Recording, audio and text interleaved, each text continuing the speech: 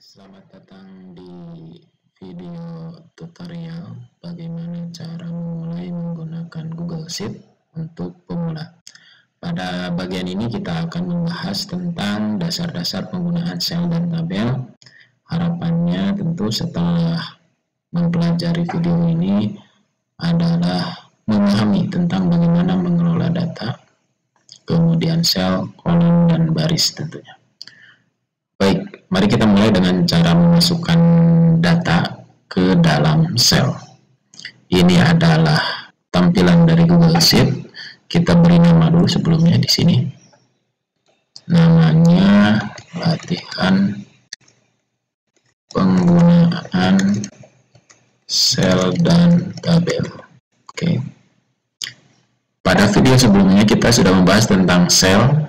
Ini adalah sel terdiri dari baris dan kolom. Berarti kalau ini adalah kolom B baris 3. Kita bisa lihat di sebelah sini. Kita perbesar seperti ini. Kemudian bagaimana cara memasukkan data ke dalam sel? Kita simpan saja kursor di tempat di mana kita akan menyisipkan data.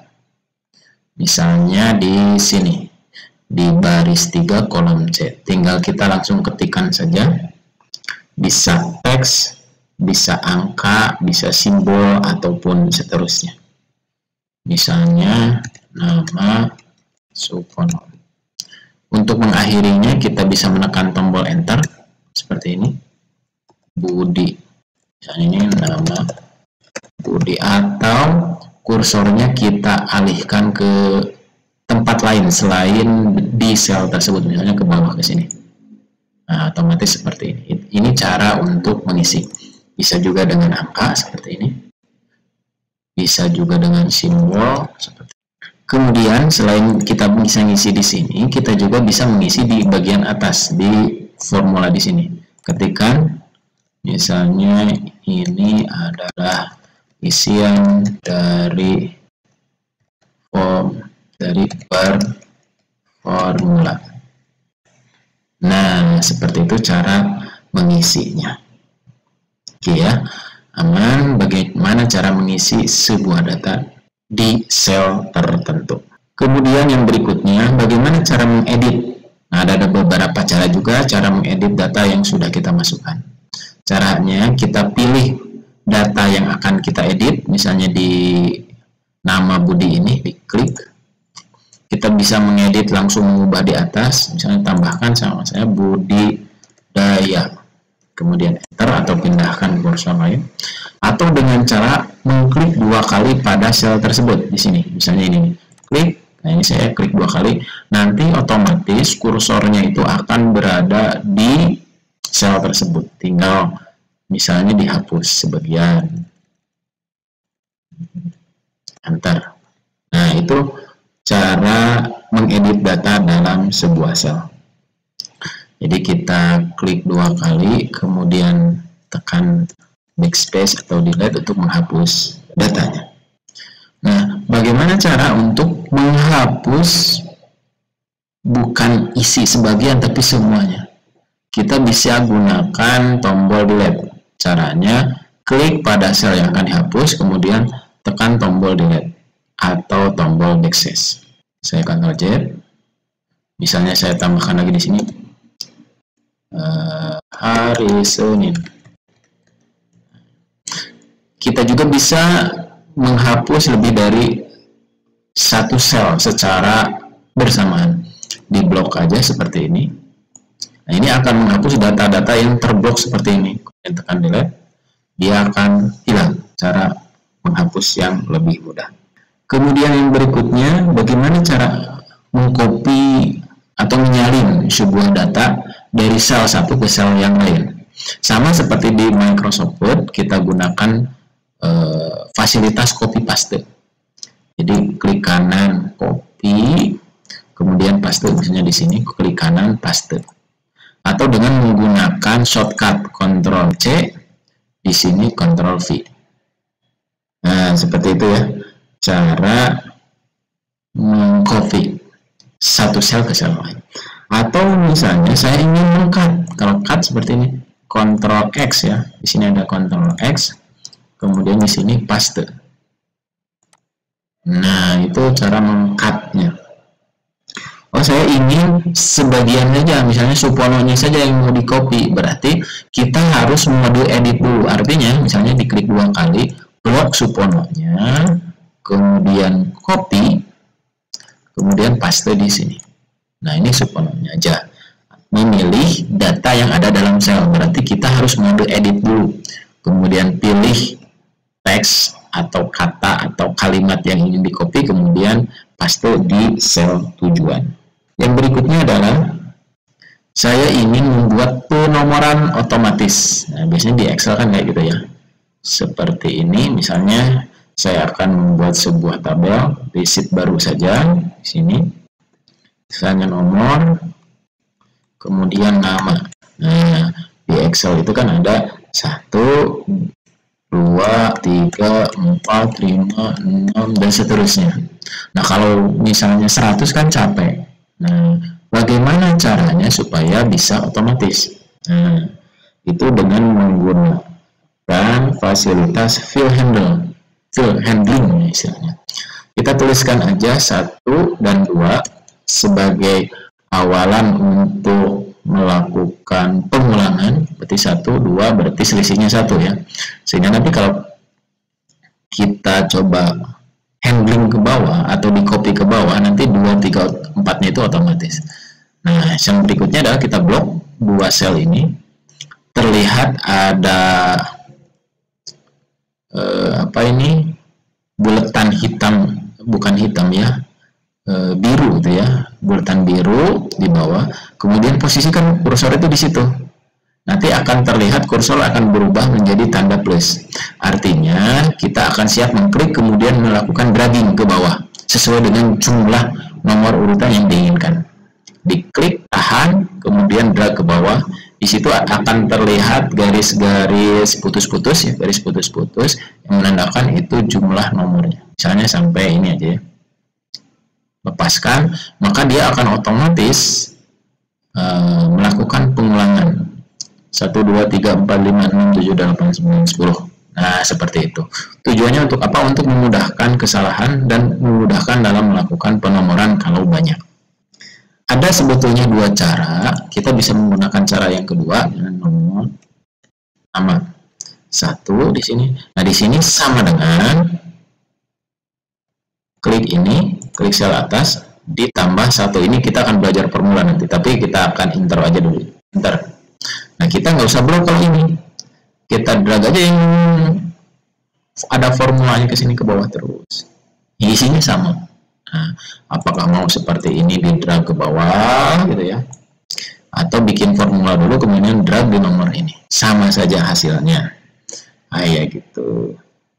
Oke ya, itu cara pembuatan nomor agar terurut ke bawah. Dan nomor ini sebetulnya sesuai dengan urutannya. Selain penomoran, kita juga bisa membuat urutan itu berdasarkan hari. Misalnya di sini ya, hari Senin, Selasa, Rabu, tapi menggunakan bahasa Inggris. Sunday, Monday misalnya. Kita blok, kemudian klik dan drag ke bawah. Nah, ini akan otomatis mengikuti alur. Atau bulan.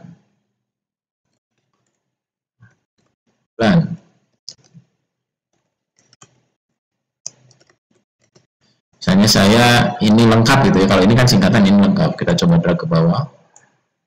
Nah, ini akan otomatis. Dan kita juga bisa melakukan pengulangan itu bukan hanya vertikal tapi horizontal. Misalnya seperti ini, 1, sininya 2. Nah, sama saja posisinya, kita blok kemudian klik dan drag ke samping. Nah, itu ya. Jadi ini ada beberapa gaya itu ya untuk melakukan. Saya hapus kosong. Saya ini hapus juga. Nah, kita punya ini. Nah, kalau kita ingin cepat, kemudian kita punya datanya, sebetulnya bisa seperti ini. 1, kemudian 2, blok, klik 2 kali di sini, klik 2 kali. Ini otomatis akan ada 10. Karena apa? Dia akan mengikuti data di sebelah kirinya. Misalnya saya hapus ini ya. Saya hapus ini.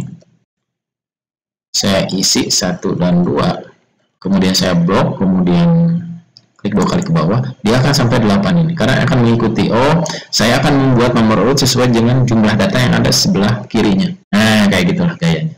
Cara dengan klik 2 kali kalau sudah ada datanya sebelah kiri. Oke ya. Yang berikutnya, ketika kita membuat tabel, kita justru ingin menyesuaikan ukuran dari tabel ini berdasarkan isi. Misal, kalau nomor ini kan terlalu lebar ya, bagaimana cara memperpendek atau melakukan pengukuran sesuai dengan isi datanya? Kita bisa menggunakan kursor ke atas seperti ini, nanti akan terlihat ya, ada bentuknya akan berubah. Nah, seperti ini berubah, ada seperti pagar, kemudian klik, kemudian drag ke sini. Nah, dia akan menyesuaikan ukurannya. Saya tuliskan isinya nama Sulpono Syafiq Abdurrahman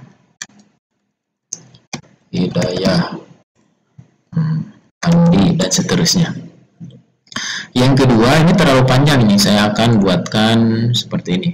Nah, itu ya, panjang. Ada tips khusus bagaimana caranya supaya si kolom ini akan menyesuaikan dengan ukuran dari isi tabelnya, yaitu dengan cara klik 2 kali ketika posisi seperti ini. Nih, klik 2 kali, nah dia akan menyesuaikan ukurannya. Ini juga klik 2 kali, nah klik 2 kali, nah itu kan lebih bagus dia. Tapi oh, agak lebaran dikit boleh. Nah itu ya, jadi cara memperpanjang dan memperpendek ukuran kolom. Atau sebetulnya bukan hanya kolom, juga baris seperti ini. Ini baris ya. Ini baris. Nah, yang selanjutnya adalah hal yang tidak bisa dilakukan oleh Microsoft Excel, itu memindahkan baris atau kolom ke bidang lain. Misalnya, oh saya harusnya kolom bulan dulu di sini baru hari. Nah, kita klik ini. Jadi dipilih dulu seperti ini, diklik aja pada bagian headernya di sini. Kemudian drag ke sini. Dia akan pindah. Nah, seperti itu ya. Saya ulangi, klik, drag. Nah, klik, kemudian drag. Pastikan terselect dulu seperti ini. Nah, drag dan lepaskan. Oke. Kemudian, saya juga misalnya pada suatu hari saya nggak perlu bulan ini, tapi kadang-kadang saya juga perlu. Kita bisa melakukan hide sementara.